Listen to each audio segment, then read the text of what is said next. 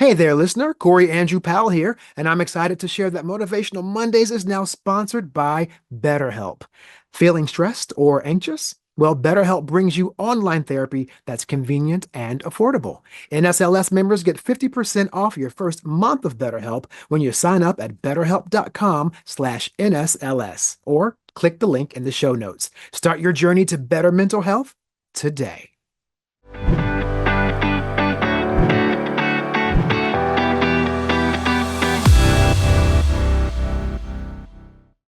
Hello, everyone, and welcome to the Motivational Mondays podcast presented by the National Society of Leadership and Success, now impacting over 2 million members.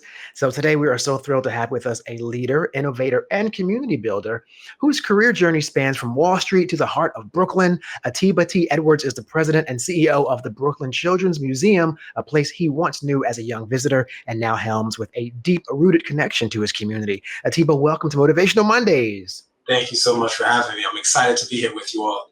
Oh, wow. Well, we're happy to have you here too. And I will say that I'm not from Brooklyn, but I did have the pleasure of living in Brooklyn for a couple of years when I first got to New York. It was like my first time living alone in my 20s. And it was just a wonderful neighborhood by Eastern Parkway.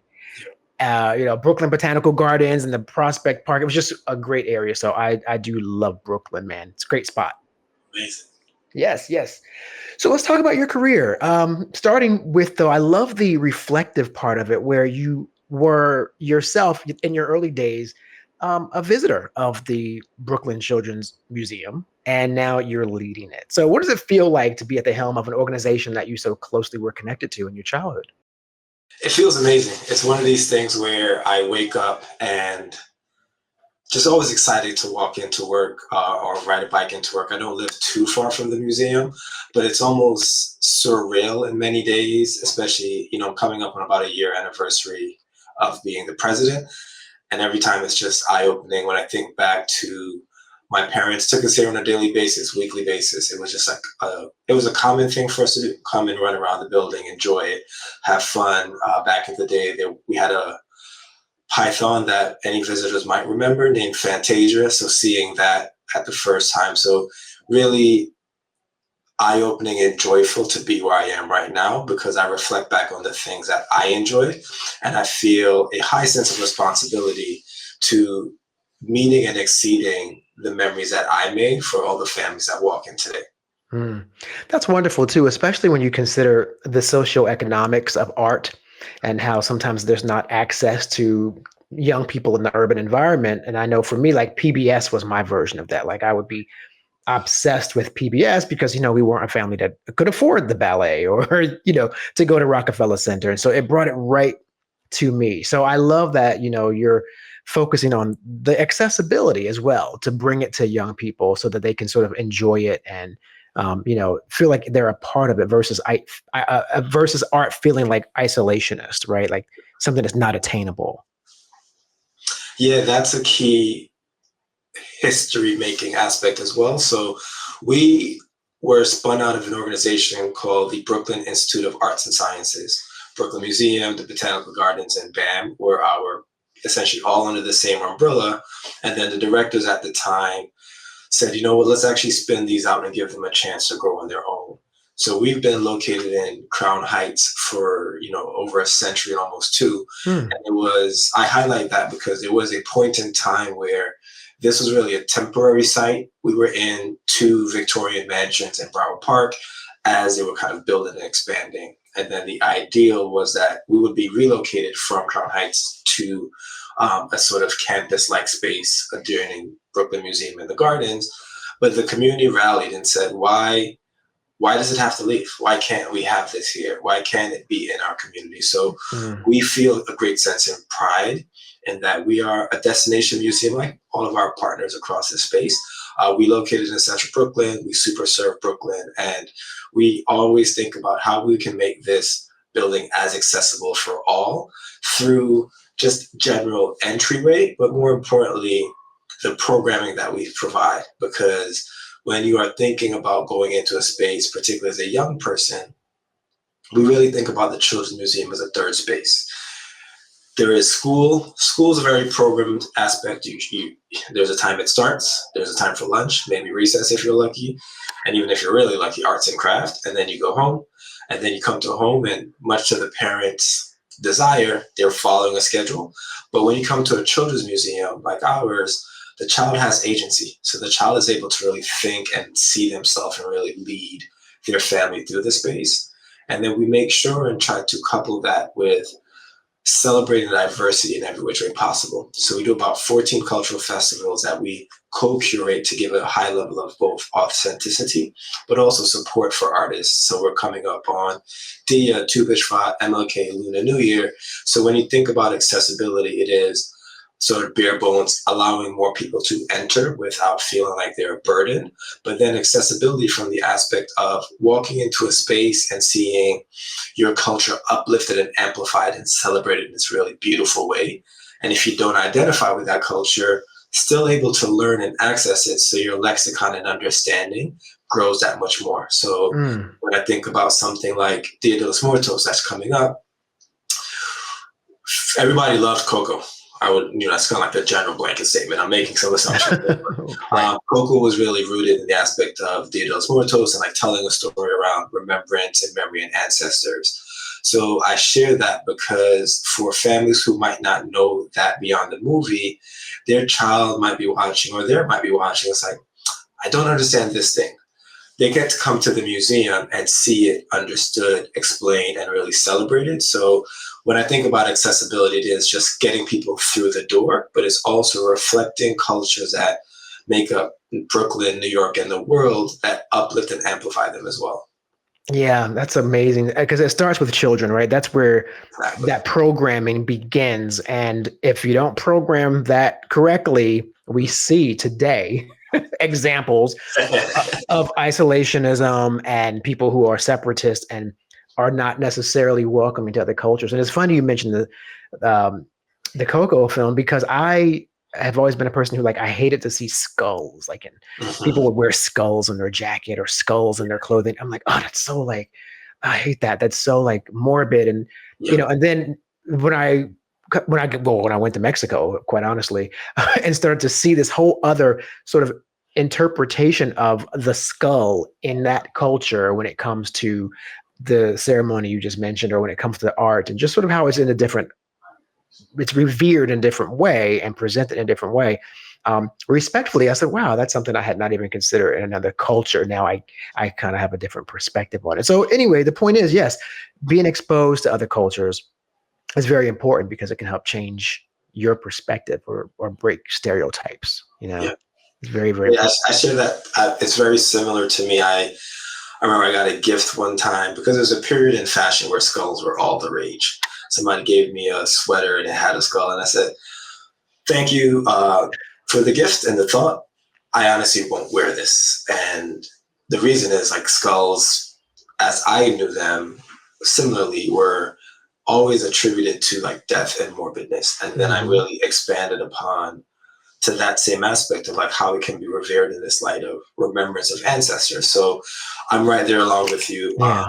And that just kind of continues underscoring the more we can learn is the more we can actually understand and really appreciate that what might seem different or we might have one interpretation of it. The more we know, kind of like that good old cartoon and that animation, is the better we are for the future. Absolutely. And I even say too, when it comes to, you brought up fashion, but culinary stuff too, there's cultural things that we are all acclimated to. And I always laugh at my mom because, in my household, like it's a joke that Black folks just don't eat rare meat. Right. That meat better be cooked. I better not see no. And then I became really good friends with really high-end chefs, and they convinced me to try my meat a little pink, and now, I'm a whole other person now. The meat is like on my plate kicking still at this point. So I have changed, it changes your palate. You become more sophisticated. So anyway, the point is, everyone watching and listening, yes, expand your horizons and your life will be much more enriched for it. Now, you started on Wall Street. Yeah. Is that like where your professional career began, really? Yeah, professional career began there. I went to University of Michigan, studied engineering, liberal arts with a focus in poetry and musicology. Mm. But throughout that time, while I was in college, I interned through a lovely organization called Inroads, and I interned at JP Morgan. When I graduated, I worked in investment banking, which was a desire of mine in many ways, but also a sense of like, wow, the world's really different, in terms of appearances. And it's for, just to be frank, I think everybody knows it is. Wall Street's a predominantly white male institution. Hmm. And me entering that space, I decided to go there to further craft my own skill set, but also understanding and learning more. And I loved it. I would do it all again in the exact same processes. I learned a lot there. And my first boss is still a near dear friend of mine and a mentor. I'm seeing him this week in Michigan as well. Mm. So when you say that it was a world you were interested in, I mean, was that distinctly finance, or that drove you to it, that you were interested in it, or the idea that there could be a lot of money made there, which is sort of like the provocative part of Wall Street? What was the actual attraction to working on Wall Street? The way that you learn a sense of conviction to cut through noise and make the best assumption possible. So, because I think, and I know my sort of training as a school person is in engineering, and engineering is optimization systems, looking at known variables and known inputs to then make a next discernment to how to optimize that system. Carry that to Wall Street, things happen in a split second and a market will move. So how do I sharpen my ability to take in a whole lot of information, distill it very quickly, and make a decision? I covered the automotive sector, and that's when all the bankruptcies were happening. I remember one day there was a protest I think in Britain. They were protesting, I think, student loans, or the rates were increasing. So students are taking over the street. So I get a phone call at my desk. Hey, Atiba, I'm not sure if you saw the news. I was like, well, yes, it just happened. Okay, what should we do? It's like, oh, all right, here's my best assumption. So I was drawn to the aspect of having to make very big ripple effect like decisions in a split second, but also feeling comfortable and confident with your sense of conviction. I'm making the best assumption possible. I forecasted, I'd model out what production might mean, car sales might do, and here's what I've landed on. But this aspect of a short feedback loop was another thing that drew me to it, because I'm going to make a decision, buy, sell, or hold. The results will come out. I'll either be right, wrong, or in between. And I can say, okay, here is why they beat or missed estimates based on what I predicted. So for me, it's this really innate high-level sense of learning and knowledge. And the money, for sure, the money was good, but that wasn't the real attraction. It was being in an environment where you're forced to learn every single day, and you're surrounded by people who, for the most part, also want to learn. And it's a very short feedback loop. I make a decision, and at 12:55, something happens. I can know if I'm right or wrong, but I can go back into why I was right or wrong. Wow. It seems like a lot of high pressure, though. I'll be honest with you. 100%. Because you're kind of dealing with other people's assets, and you know what I mean? It's like, it's different if I bet the farm and then the farm is mine, and I lose it. That's different. But whew, that sounds like a high pressure. And for me, my first experience with that whole world, I think when I really maybe considered working in it myself, was the film Trading Places. Yes. And I thought, wow, great movie. Yeah, great movie, a really funny movie, but really, when you watch it, I saw it as a kid, of course, as an Eddie Murphy fan. Watching it again as an adult and seeing sort of the social implication of what that film is really saying about wealth and the class, I definitely recommend people see it again with that lens, and it's really a fascinating movie. So I know the money is why a lot of people go into that, but it's high pressure. So make sure you guys all consider that part of it before you make that decision. When it comes to you now being, well, I guess the previous role of the COO of the museum, right? You focused on, I guess, fine-tuning areas that really were part of the experience for the people who would come in to check it out, like the visitor experience, or maybe doing reforms in finance or HR. So how do you think your Wall Street experiences sort of prepare you for that whole world? Because there's like two different worlds happening. Yeah, that's a fantastic question in many ways, because I would say, to that same point, there's a sense of, it's a high pressure environment in Wall Street. We're playing with assets. And then if I parallel that to this, it's all around the experience. So just to kind of like oscillate back and forth, in terms of a financial analyst, we're, no disrespect to us, but we're a dime a dozen. There's 60 different people you can call. But the clients come to me, my senior or my junior analyst, because there's a sense of connectedness, but also an appreciation of the service that we're giving. I'm giving you the best advice I can possibly do in a way that lands and sit with you. And if I don't know the answer, I'm not going to waste your time. I'm going to let you know I don't know. Give me 2 minutes. I'm going to call you back. So that sense of service is really paramount because, again, they can call any of the clients, and they often do, but they come back and rely upon the teams I were on because of that level of service and really just honest relatability. As a result, we were ranked #1 all the years we're publishing. So it felt revered and honored.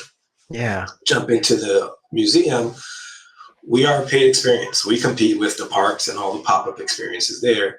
So like really when I think about the visitor experience, it's the same aspect. Everybody has a choice of where they can spend their time and their dollars and their weekends. What can we do to make sure that experience is as best as possible from the minute you walk into this building? So are you being greeted correctly? Does the space look a certain way? So that's where the sort of engineering systems optics comes to play for me, but rooted in the aspect that systems and the structure that people experience when they walk into those opportunities or places is what brings them back.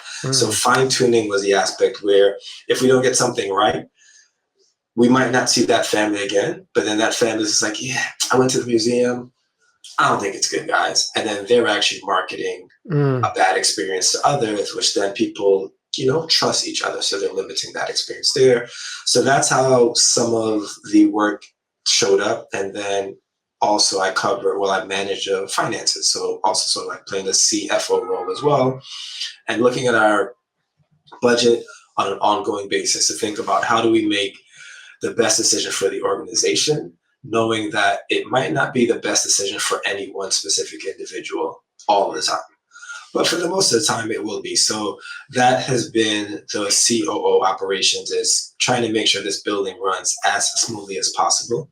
And if there is a fix, it's a similar short feedback loop. And how do we make sure that experience, that system, that building infrastructure gets fixed as quickly as possible so that we can provide the best experience for every single person that walks into this building. There's so many great nuggets of leadership inspiration in what you just said, tied to this thought that I had while you were speaking, because what you also share with our audience very often is that you take all your life experiences and you are the culmination of all those things.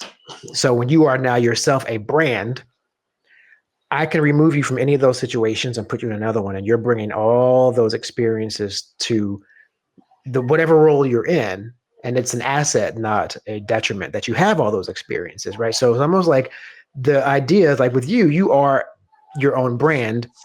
And in that brand is this Wall Street experience, user experience for people who are doing in the arts world, an affinity for the arts. And I think the lesson there is that people need to realize that they are a culmination of all their life experiences, but find a way how to now transition and market that into a career where they can utilize those things, or where those things are welcomed as part of what their offerings are. And that's how you stand out really as your most authentic self. And that seems like what you've done in the career that you've had. Yeah, you think you said it so well. I often laugh at when I tell people my essentially track record. It was like, I started an arts not-for-profit back in college. I then worked in investment banking. I co-ran a school, and now I'm leading a cultural art organization. And like, you're such a renaissance, or you're multi-hyphenate, all the different ways to describe it. I was like, yeah, that's considered multi-hyphenate because of the way we approach and think about life in this aspect that it's a one track. You find a thing, you be really great at that thing. And if you're another thing, you're an artist and a chef and a this and a that and a that. It's like we're all an amalgamation of experiences. And for me, knowing that all of these puzzle pieces that predate this point in time have led to who I am right now. And I'm going to get some more along the way. But I just always, the trick is to figure out how they fit. And I always love that puzzle analogy because you will never be complete until you're complete. So there's a bit of sort of like esotericism in there for sure, but this aspect of along the way, something might feel like it's right, but then as you start putting other pieces around it, you realize like, ooh, let me flip that or let me rotate that because now it actually sinks in even more. I'm a big fan of cartoons, so Voltron is one of my favorites, and like the five lions came together in a very specific way, and they all had their own specific talents, but together they were even stronger. And that's what I think about that amalgamation of experiences. We pick up more along the way, and our lived experience then becomes our expertise. So also you mentioned in your discussion topics that you have this one area where you like to really stress, which is the importance of leading from the back. So explain what you mean by that. Can you elaborate a bit more? Yeah, and I mean, it's a hats off to a dear friend and a mentor in many ways that actually suggested that as a topic focus for me. And then what I would think about it when I think about leading from the back is you are, as in this clear example, CEO, COO. So I'm effectively the number two, riding shotgun, essentially controlling the radio, if you will, if you think about a drive. But it's what can you do to help be an example for everyone else without, and also accepting the fact that you're not the primary leader, right? The president, CEO at the time is a primary leader. So leading it from the back is taking care of all the other things so that the number one can focus on the larger, bigger parts of this work, making sure that they're not worried about payables, financials, do we have the right staffing? There's all these things that the leading from the back comes to mind when you don't always have to be in the front. Sometimes you can be in the background or in the shadows in some cases, doing the work and leading by example so that many others who play a role are seeing that mode of showing up be an exemplar for them. So the person who's leading from the front, they're out there often being the face of the organization externally. Leading from the back comes to mind of a complementary leader, but focus on the internal aspects of making sure we can achieve and succeed. So that's one of the ways I think about leading from the back is there's a lot that gets done behind the curtains, if you will. So the stage hands, the lighting, the grips, everybody's seeing these things come to fruition so that we can all collectively have a really great experience.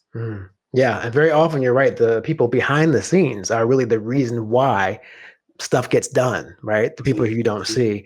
And I think on a very basic level too, if you think about leading from the back, I mean, if you're leading from the front, you can't see what's going on. If you lead from the back, you can see everything that's occurring in front of you and you can make a better assessment. So that's great advice. And also it's very aligned with when we talk about leadership, you don't have to be the smartest person in the room, but the smart leader knows how to get the smart people in the room with him or her.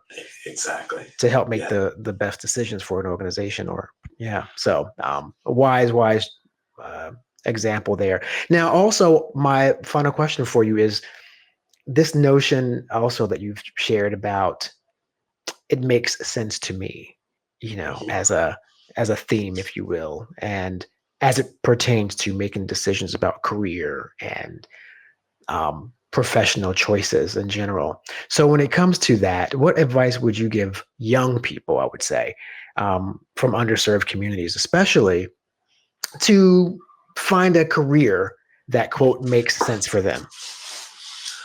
The biggest advice I would say is think about what your passion really is, and then the work you're going to put in to make that happen.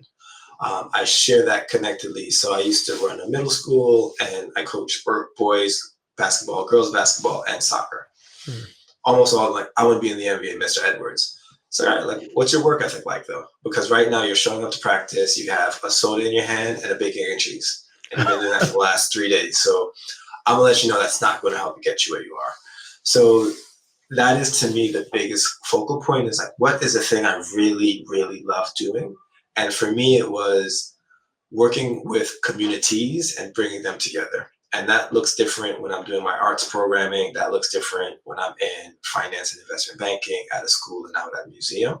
But I know that was my drive. And that was the thing that when it became hard, looking back and reflecting on that as my purpose and my North Star, it's going to make it work. So that's going to keep fueling me and give me that passion. So don't really take in what people are saying and they're suggesting, for sure, but make sure that the path you are charting and carving is your own. And I use carving intentionally because it is going to be hard. Just the same way somebody carves a rock. It's not, we often celebrate the final chip that gives us the sculpture, but we don't think about the thousands and millions of trips that take to get to where you are. So it's going to be a hard path forward, but find the thing that you really want to do. And you really want to say, you know what, I'm going to wake up, I'm going to be happy. 51% of the time I'll be okay. And that's, a fair average. It's a low average, but it's a fair average. But finding the thing that you really want to do, but you also want to put the work and energy and ethic behind, because that's what's going to help you reach to that level of success and that stardom, if you will. It'll always be hard in whatever thing you choose to do or you end up doing. There'll be days you're going to doubt yourself, but knowing that North Star of, this is my passion, in many ways, this is my purpose, and I'm going to back it up with the work ethic. So whatever it is you want to do, you have to really ask yourself, who do I know is successful doing it? How did they get there? And am I ready to replicate and exceed that level of work ethic, practice, repetitions, whatever it might be, to get where I am? Excellent advice. And I will also say, the bacon, egg, and cheese dough from the bodegas, you just can't. I can see why that might be a problem. Yeah, because that's some good eating right there. But I get that it's not conducive to probably wanting to be a sports celebrity. But that is wonderful advice. So thank you so much for sharing that. Atiba T. Edwards, the president and CEO of the Brooklyn Children's Museum, a place he once knew as a young visitor, now helping them take the frontier to the next level. So thank you so much for being here today on Motivational Mondays. Thank you for having me, Corey, and the entire team. It was a great conversation and a wonderful time with you.